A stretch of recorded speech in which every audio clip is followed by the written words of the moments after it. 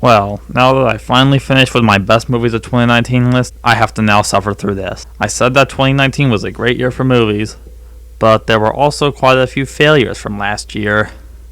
Also, if you happen to like any of these movies, that's fine. Anyway, let's start with the honorable mentions. Madness in the Method. I love Jason Mewes and I kind of like the idea of this movie, but it wasn't really that funny, a little confused, kind of forgettable, and has some bad editing at points. Already reviewed it.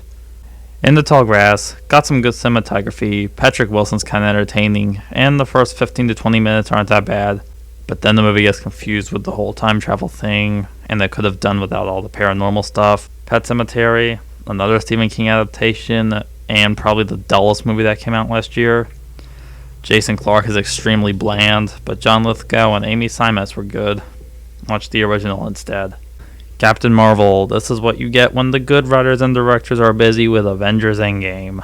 Samuel Jackson and Ben Mendelsohn are good, but Brie Larson is so bland as Captain Marvel, and she's way too overpowered and makes no mistakes whatsoever. Marvel's trying to force us into thinking she's the most powerful Avenger of them all, but she never took a dying star to the chest and survived, unlike Thor.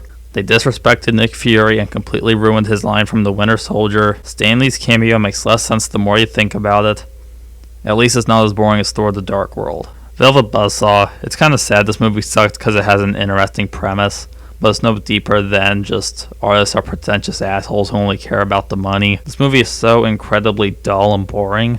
The only things I liked about it were Jake Gyllenhaal as a bisexual artist named Morph, one part where he criticizes the color choice of a coffin at a funeral, and there's one cool kill. The movie left so little of an impression on me, I'm just ready to move on. Us. I liked this movie when I saw it in theaters, but I recently saw it again, and it's not good. This movie had a good premise, it's got good acting, the movie looks really good, and it starts off good. And Jordan Peele is a really good director, but I just could not get past all the plot holes in the movie involving the tethered. There's a lot of comedy that just doesn't fit. Also, the son wears a Jaws shirt but doesn't know what Home Alone is. I didn't like this movie, but I am looking forward to what Jordan Peele does next. Annabelle Comes Home. I've already reviewed this, we'll keep this short. A horror film set in the Warren house is a pretty good idea, but it's just a repetitive and plotless bore where every jump scare is predictable. I do not have high hopes for the Conjuring universe going forward, I've made that clear, and this is not the last time you'll see a Conjuring universe movie in this video. Dark Phoenix, my emotions made me strong enough to not put this on the list. I also reviewed this, so I'll keep this short. Bad dialogue, completely ruins Days of Future Past ending, contradicts the other movies, and if it wasn't for Origins, this would be the worst X-Men movie ever. I'm not that hopeful for the New Mutants, but who knows. Aladdin, this is not going to be the last time you see a Disney remake in this video. I heard all the negative buzz surrounding this movie, and I didn't want to give Disney my money for this, so I just saw it on Disney Plus, and I wished I got my time back. This movie is so incredibly dull and boring. It stretches out the original Aladdin to 2 hours, but it feels so much longer, and what they added in has basically nothing new to add to the story.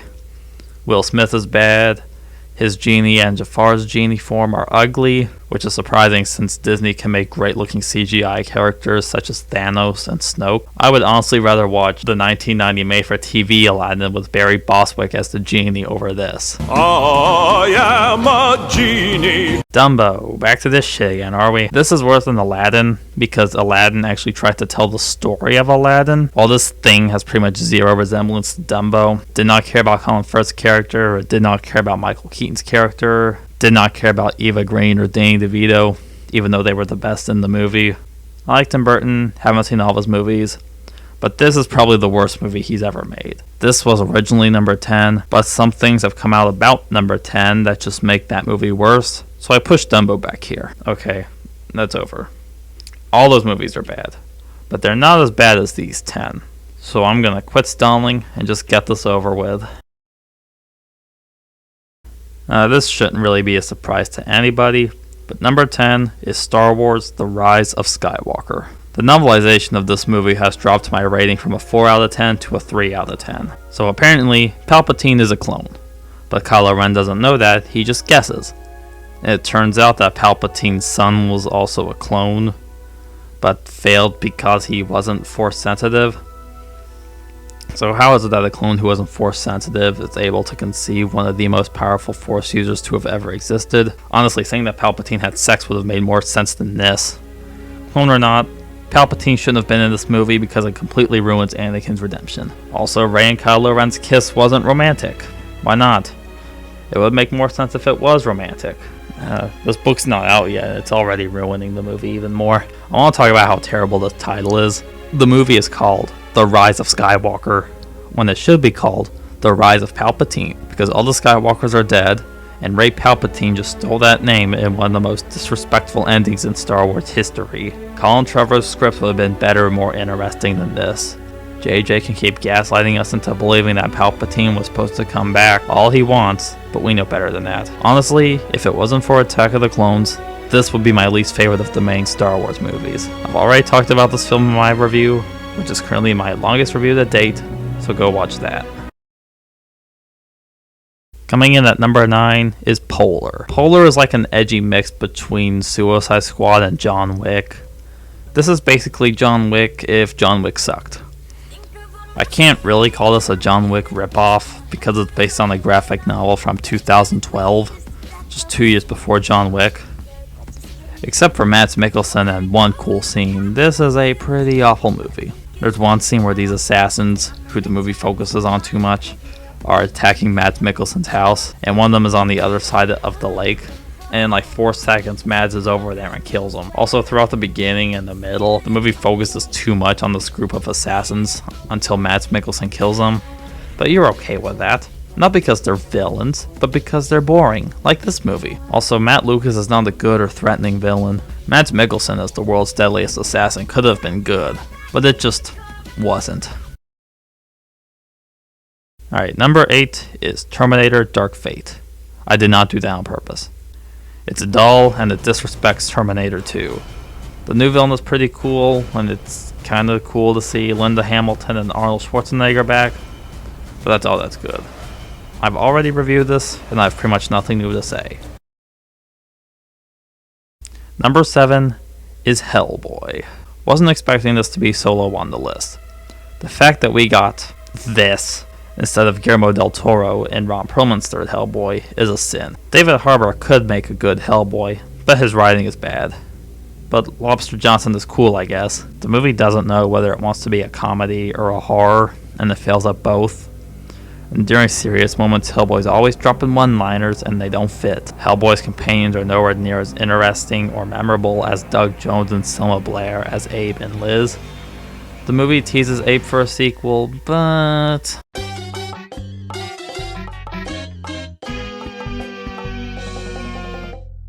the pig villain, who works for Mila Jovovich, is more interesting than the actual villain. Yeah, legendary AF. More like shit AF. Yeah, I made that joke before, I don't care. I am surprised this was at number 6, because for a long time I thought this would be number 1, but it isn't. I can't believe that there are 5 movies worse than this. Number 6 is The Curse of La Llorona. This is the worst Conjuring movie ever made. This has only one connection to The Conjuring, and it's the Annabelle doll, which is shown once and never brought up again. One of the characters did so stupid that it pissed me off, and I wasn't frustrated like that again until I saw Rise of Skywalker. Every single jump scare in this movie is predictable. You just don't care about anyone in this movie. Not Linda Cardellini, not her kids, not Tuco Salamanca, nor anyone. This should not have been the franchise. The first Conjuring was a gem amongst the garbage of modern horror, but now the series is nothing but generic, awful modern horror. Normally I would say more, but this was just so bland and forgettable that there isn't much else to say. Number 5 is The Lion King. This movie made over $1 billion at the box office. To each and every one of you who paid for a ticket, you just helped kill cinema. This is not a movie. This is a National Geographic documentary with dialogue. I like Jon Favreau. I love Iron Man. I like Elf, Iron Man 2. It's okay. But this is the worst thing Jon Favreau has ever done. I guess you could say he made up for it with The Mandalorian, but we will never forget this travesty.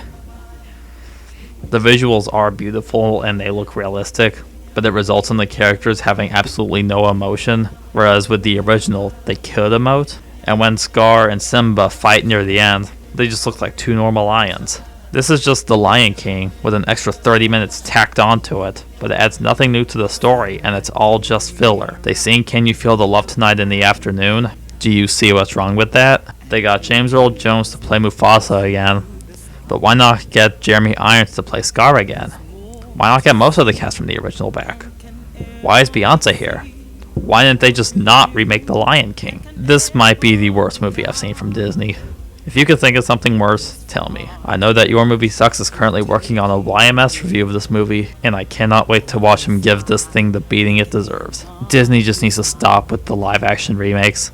And since we're talking about that, don't expect a review of Mulan anytime soon, because I do not plan to see it in theaters. Okay, so my number 4 has been a lot of people's number 1, but this list just felt incomplete without it. Number 4 is Cats. Okay, let me mention 2 positives I have. In the beginning, some of the exterior shots didn't look that bad, even though the rest of the thing looks ugly. And sometimes the songs were a little catchy. The plot to Cats is there is no plot to Cats. It's all just cats introducing themselves in song form. The closest thing we have to a plot is the Idris Elba cat catnapping other cats, but we hardly get to spend any time with it. This is probably the ugliest movie of 2019.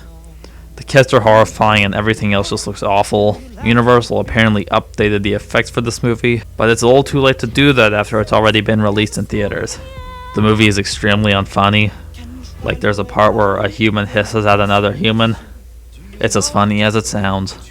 There's a scene that reminded me of the Star Wars holiday special. Despite the entire movie just singing about its characters, I still hardly remember anything about them.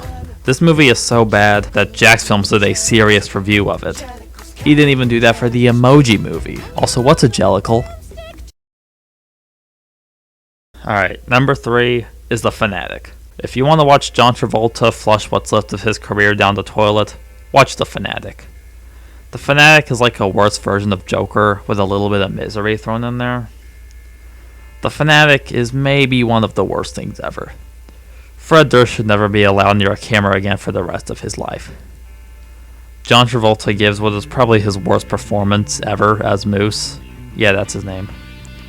So did Fred write this for John Travolta, or does John's agent just hate him? So Moose has this friend who takes pictures of celebrities' houses, and she uses this app to find them, and she tells Moose about the app, and he uses it to find the house of Hunter Dunbar, an actor he loves. And she later tells him that she didn't want him to use it like that, but she's the one who told him about it in the first place. And later, when Moose is at Hunter's house, he accidentally kills his maid out in the backyard, and she's not discovered for a few days later. Also, when Moose is in Hunter's house, he puts a blanket on him while he's asleep and takes a selfie with him. Well, somehow Hunter never woke up during this or ever noticed anyone in his house. And at the end, Moose breaks into Hunter's house again despite his restraining order, and then pretends to torture Hunter.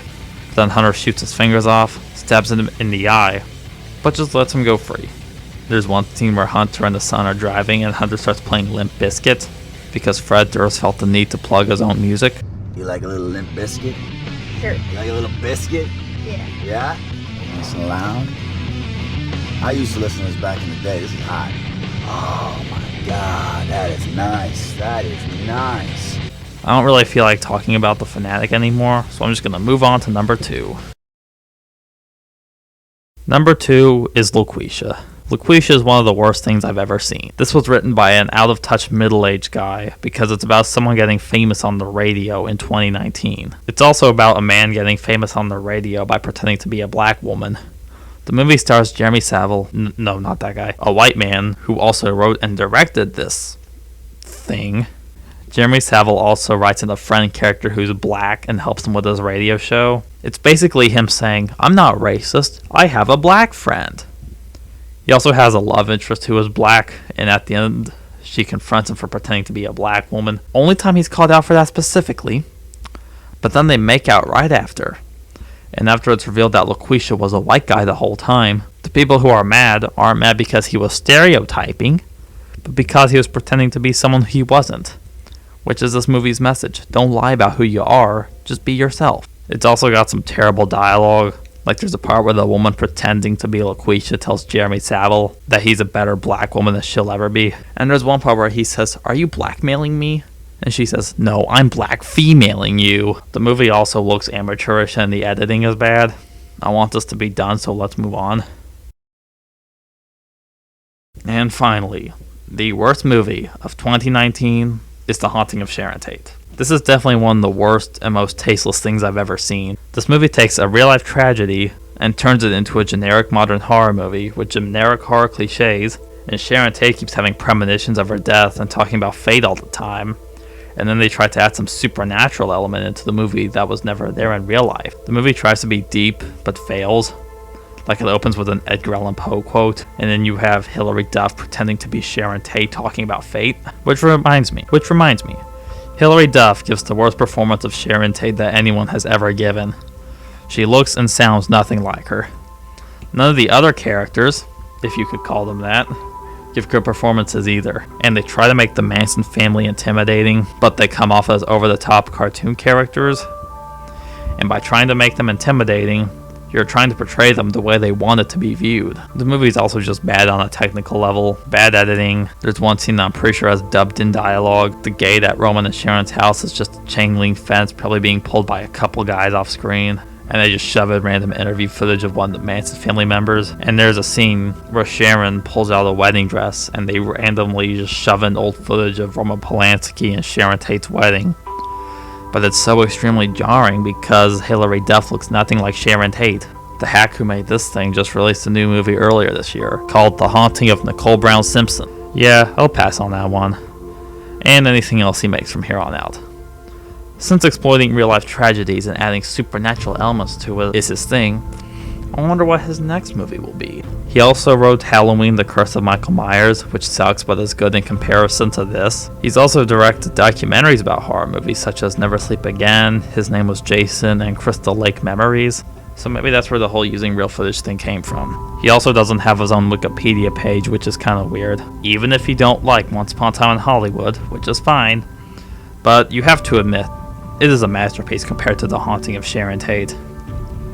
It's actually kind of funny that both my favorite and least favorite movies of 2019 involve the Manson family. I'm so glad that's over, and I never have to talk about these movies ever again. So thanks for watching, hope you enjoyed. Tell me your top 10 worst movies of 2019, and I'll see you with another video.